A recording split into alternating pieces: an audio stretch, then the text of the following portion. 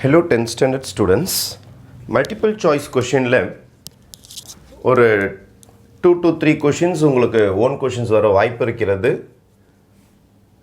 Sometimes 4 question கூட வரலாம். The 8th term of the sequence ன்னு கேட்டிருக்காங்க. It's not an arithmetic progression. சீக்வன்ஸ்ன்றது வேறு. அரித்மெட்டிக் ப்ரோக்ரெஷனுக்குன்னு ஒரு ரூல் இருக்குது. ஆனால் சீக்வன்ஸுக்கு ரூல்லாம் கிடையாது. எப்படி ஃபார்மேஷன் ஆகிருக்குன்னு பார்க்கணும். இங்கே பாருங்களேன், ஃபஸ்ட்டு எடுத்தோடனே 1 அப்படியே வந்திருக்குது, திருப்பியும் 1 அப்படியே வந்திருக்குது. ஆனால் இது 2ஆக மாறி இருக்குது. எப்படி மாறி இருக்குதுன்னா, இது ரெண்டுத்தையும் ஆட் பண்ணியிருக்காங்க பாருங்கள். 1 ஆட் பண்ணி 2 வந்திருக்குது. அப்போது ஃபஸ்ட்டு 2 பேரை ஆட் பண்ணதுனால தான் இந்த 2 வந்திருக்குது, ரைட்டா? அப்புறம் 3 எப்படி வந்திருக்குன்னு பாருங்கள். இவங்க 2 பேரையும் ஆட் பண்ணியிருக்காங்க பாருங்கள், 1ஐயும் 2ஐயும், அதனால் 3 வந்திருக்குது.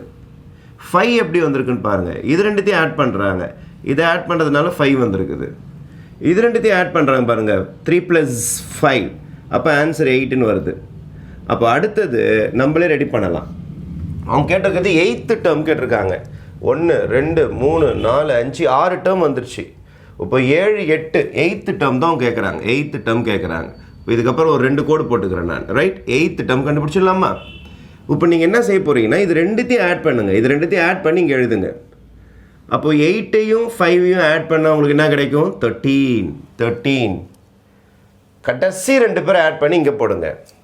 அதுக்கப்புறம் என்ன செய்யணும்? இது ரெண்டுத்தையும் ஆட் பண்ணி இங்கே போடுங்க. 13ஐயும் 8ஐயும் ஆட் பண்ணால் 21. அவங்க கேட்டிருக்கிறது 8th டேர்ம்.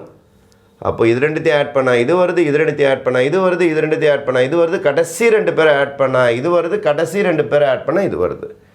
1 2 3 4 5 6 7 8th டேர்ம் வந்து நம்மளுக்கு 21. அப்போ இதில் பெஸ்ட் ஆப்ஷன் பார்த்தீங்கன்னா டி தான் இந்த சம்முடைய best option. 21 is your answer. இப்படி தான் இந்த 1 மார்க் நீங்கள் கண்டுபிடிக்கணும். தேங்க்யூ.